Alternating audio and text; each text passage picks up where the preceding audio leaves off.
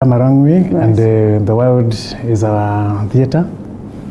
What we are doing is not just for Kenya, we are doing it for across the world. And this is as EcoTreat, right? Yes. All right, so as EcoTreat, what then it is that you're doing? How then does it come in handy in today's theme, or this World Environmental Day's theme, where we seek to have a face where we can, restore ecosystem, something that has faced it rough, because as they will always say, it's important that we take care of our environment so that it can take care of us, but such is not what we've been doing. Exactly.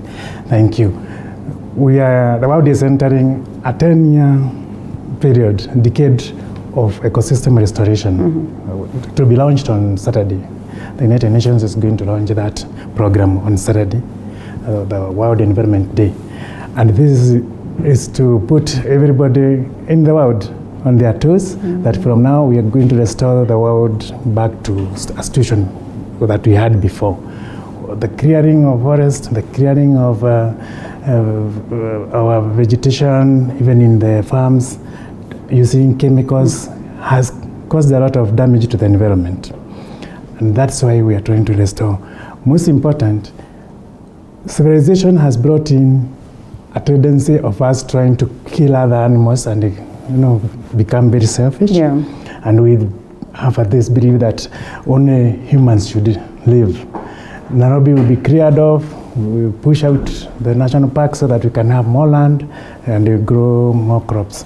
But we fail to understand that we cannot win alone. We cannot be in this world alone just because we feel we are special. We don't want other animals to live with us.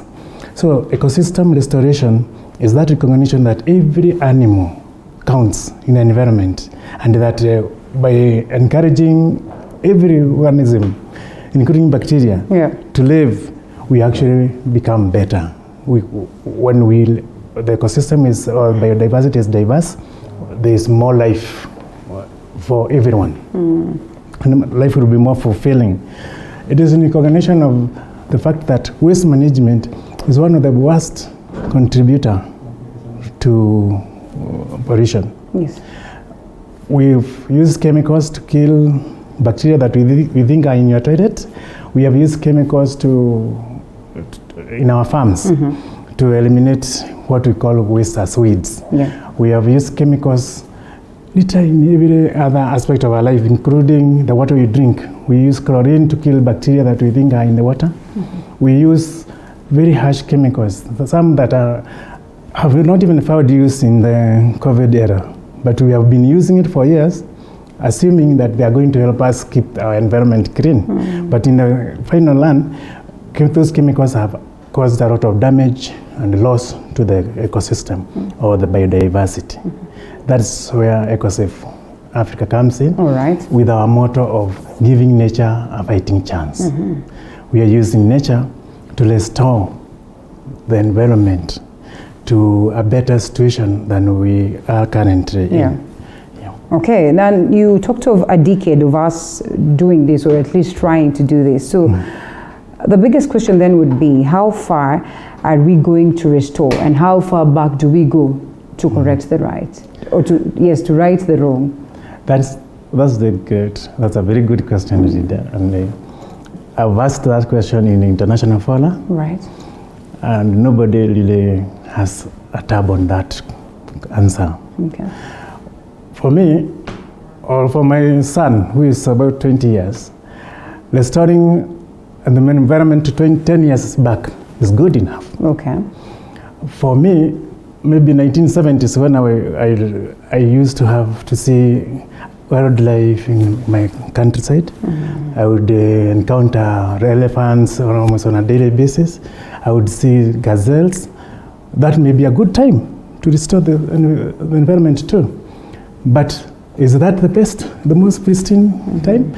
Maybe someone would say, as a country, let's restore it back to 1963, when we took independence. But that may still not be the best time to restore to. We may need to restore maybe 200 years back, when the forests were all over, when the grasslands were full of animals. But still, maybe the best time to restore is the Garden of Eden. Okay.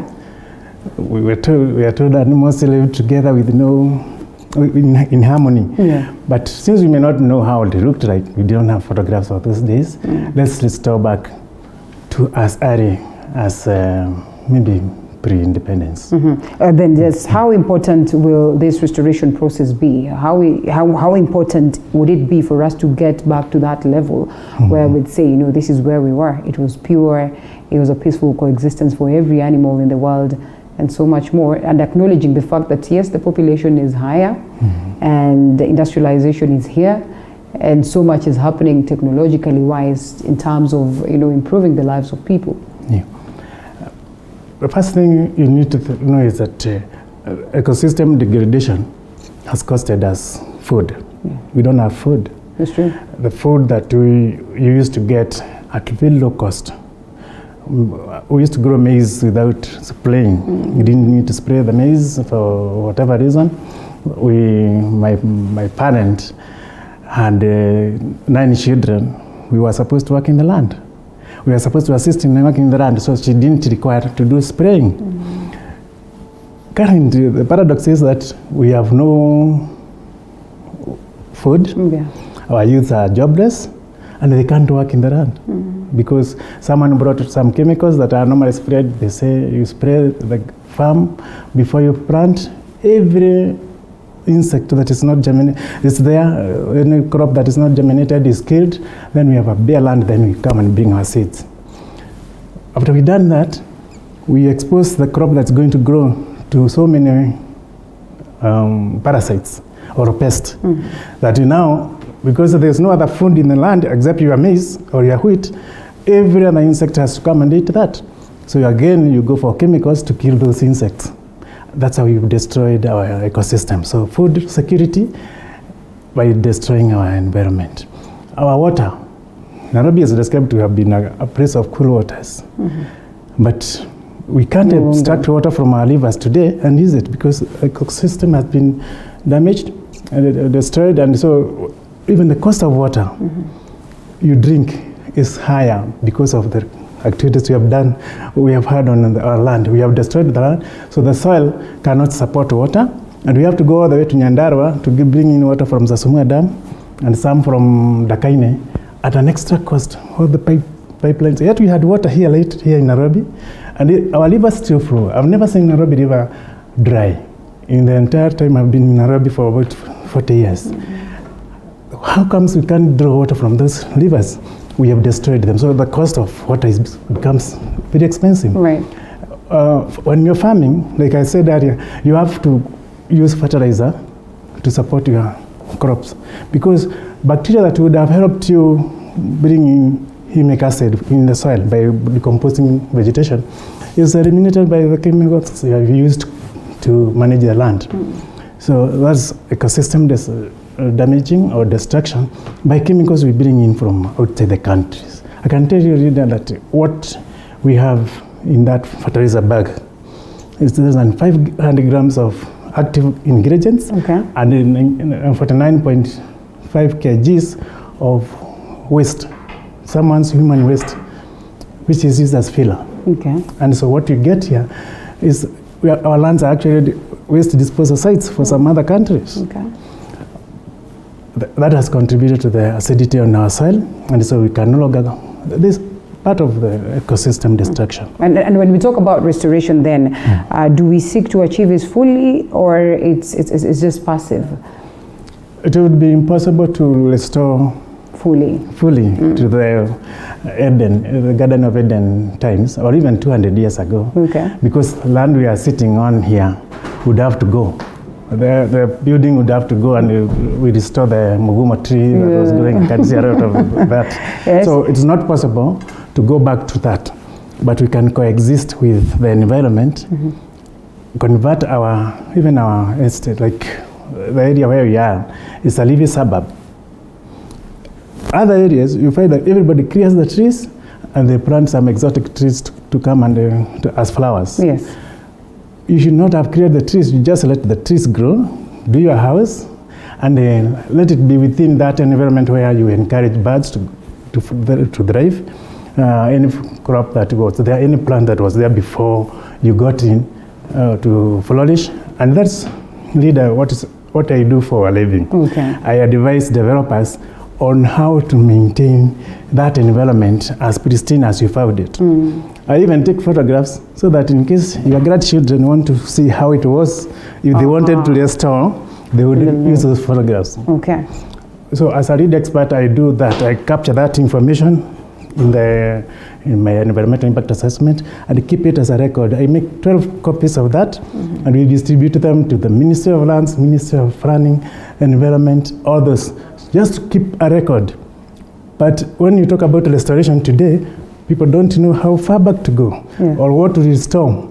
If you cut down a nice tree, a cedar tree, you should, if you are to do restoration, that is a plant you should bring back. Don't bring the acacia tree in an area where it was not growing before. That is where restoration begins, and technology would help us in restoring or in maintaining some semblance of normalcy in our environment. So then what are some of the things that one or entities are doing or EcoTreat is doing in terms of making sure that this restoration is something that is a journey that we can walk in?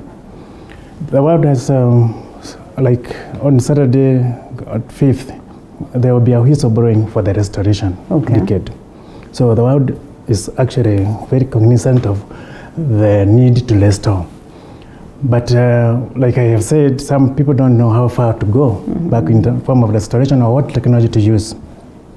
I normally see people plant trees in the arid areas that they had a connection with in a place like Murang'a, a tree that will not grow in Kajiado.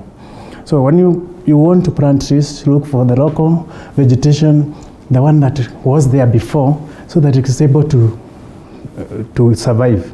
If you plant acacia trees, there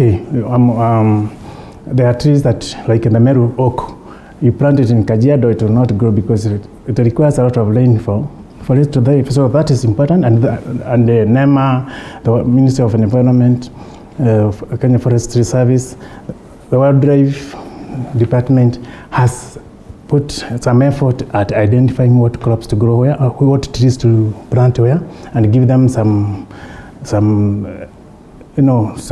restoration effect. Because if you have to plant every tree, it means you'd have to plant almost 3 billion trees. But when you plant a tree that belongs to that environment, it will shed seeds in the course of the year, and the next year you have more growing, and that's the easiest way to restore the environment.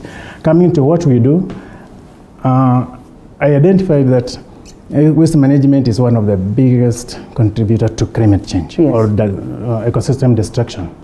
And we identified a gas called methane gas, which is normally generated in your pituitary, in the septic tank, in that wastewater treatment plants that are run by the municipality, in that farm where you keep pigs and cattle. And we identify that methane gas has no value to the environment because no animal uses it or plant uses it. So we identified a product, which is a bacteria, again going back to the environment, and getting a solution that would help us grow, eliminate the methane gas production in waste management. And that is what EcoTreat does. When we say we are using biotechnology or technology to restore the ecosystem, it is because we have identified a bacteria that will take away the impact of global warming caused by methane gas by use of the product, which we normally introduce in waste treatment sites, in schools, in estates, and we enable you to recover water from that, what you call the wastewater. We give it some value, and you can use that water for growing trees in your environment. You can use that water to reduce on the amount of water you need to abstract from the ground or from the municipal treatment sites, so that your neighbor doesn't have to compete with you for drinking water, where you're using that water for watering your garden on a Saturday morning. Direct from the tap. You could get that water coming clean from your septic tank, treated, that meets NEMA standards, WHO standards for reuse, and that's what we actually contribute. Well, I'm a contributor to the standard for wastewater management and recycling at the ISO, International Standards Organization, and working closely with Kenya Bureau of Standards in making that system which we are proposing, waste management, recycling, and recovery, to be so clean that anybody can adopt it. Yeah. Well, you speak of the other sectors that you work with. This one I would want to believe are sectors that are right under the government. And then the question then would be, with the kind of land reforms that we witnessed today, I've just heard the land minister here, and we speak of numerous reforms that come on board, and with these reforms it heavies hugely on biodiversity, and of course the newly independent citizen went of course to previously conversations where there's so much that is happening, activities that are happening that are not so friendly for the environment. We speak of clearing of bushes, we speak of new cash crops coming on board, and of course when you speak of them we also speak of fertilizers that could be harmful to the ground. We speak of scenarios where as they clear the bushes they literally burn the grass and all that down. So this heavies hugely down or weighs down hugely on the environment. Do you suppose the government is speaking in two sides of the mouth while they encourage these reforms and changes within these land sectors? They also do not allow the people to understand the value of taking care of this environment. Thank you. What I would first of all appreciate is the effort by the CS for environment. For lands. For lands. Yeah. It was just here, she has a lot of depth on what she is talking about. And environment and land is part of it. We've had problems in the past when someone wants to develop land and he gives you a copy of the title, and when you present it for the due process, it's termed as not genuine. Yeah. So the fact that we are getting land reforms that allow you to, at the click of the button, to know the owner of that land really helps in environmental management. Okay. In that if I identify that land between this town and the other town belongs to Linda, I can approach Linda because I know she's the owner and ask her, can we plant trees for the next 10 years and I will pay you 20% of the value that we will get after that. So when you know land belongs to a particular person, it helps even in environmental restoration. It is going to help us also in putting value to that, whatever is on that land. Because if I were to plant trees somewhere between Magadi, that's like Gong Hills and Magadi, Lake Magadi, and I have a 10-year period that guaranteed by the ministry that I can actually own that land for that period and plant trees, but I don't require a title to plant trees there. Those are steps that are going to help us progress, because the northeastern is very vast. But when you take a satellite picture of that area, there is a lot of degradation. Fortunately, for sensitization purpose, the World Environment Day will take place in Garissa. We feel that that land should actually be put to a better use in terms of vegetation, fodder crops. Maybe we assume that because God had just created it the way it is, it should remain bare. But I've seen pastorals from Northeastern coming to graze somewhere around Taita Taveta.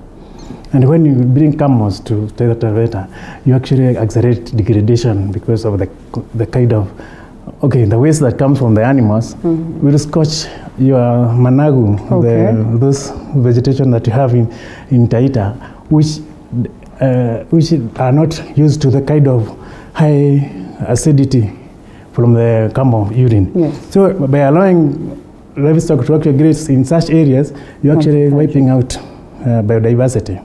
So would you not do better if you actually encourage hay growing in northeastern? And it becomes a cash crop that can actually be supplied to people in Kizongori who are doing dairy.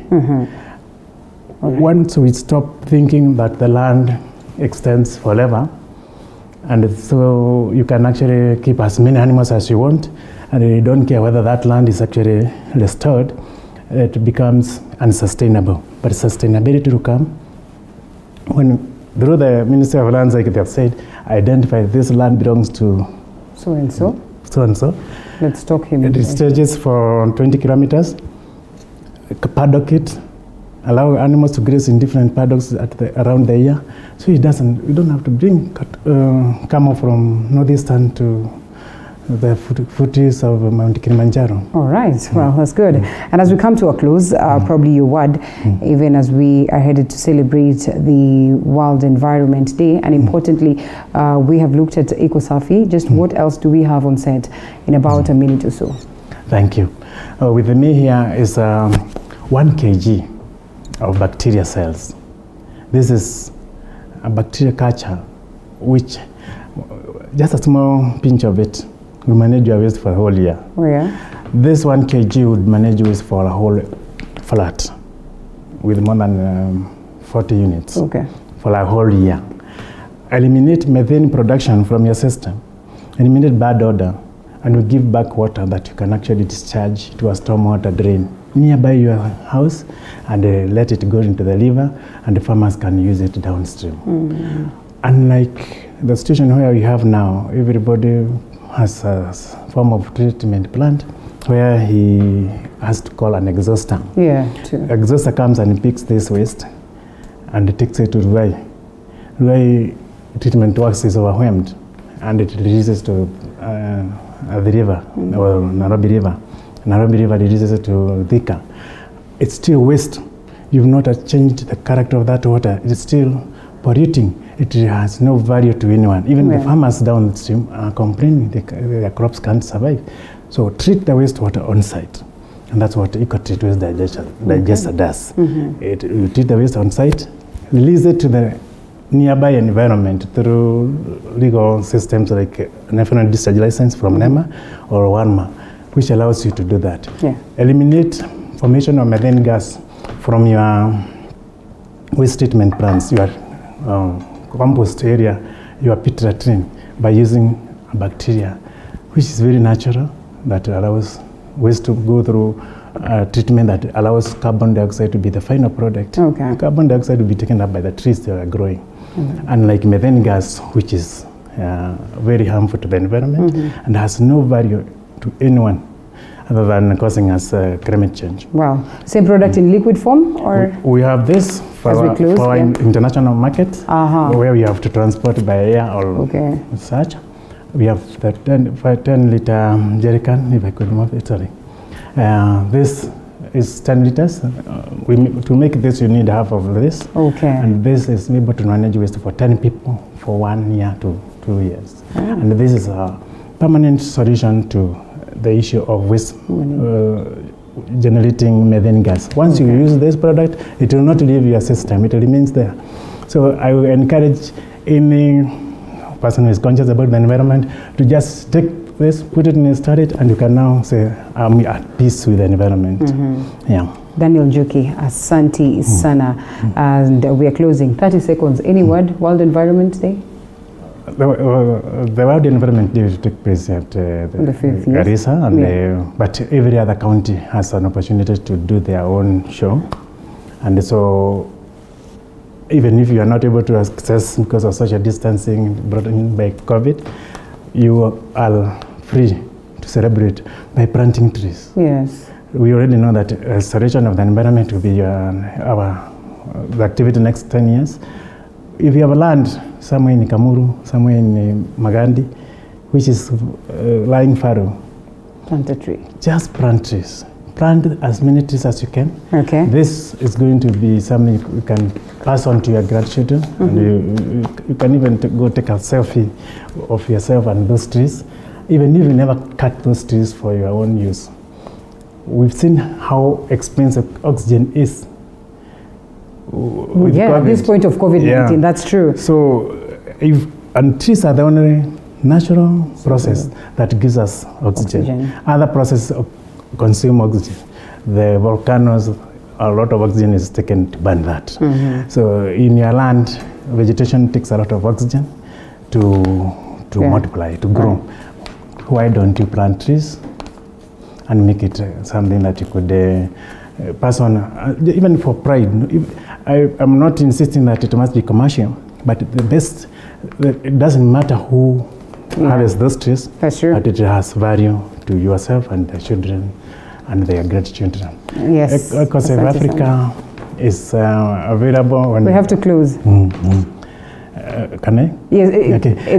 If anybody wanted to contact us, you would get us on on our website, ecosafeafrica.co.ke or ecosafeafrica.com. We are also available. If you allow me to give a number, 0721 279688. Okay. 0721 279688. Asante sana. We will be able to service you in terms of waste management and being a friend of the environment. Thank you. Thank you so much, environmental scientist Daniel Wanjuki. It was good having you this morning, and great insights right there, even as we continue to celebrate the environment and remind ourselves that it's important that we take care of the same so that it can take care of us. And it's Thursday. A majority of us are asking what happened to Fitness Thursday. Not to worry, we got you covered. And up next, we go straight to the gym.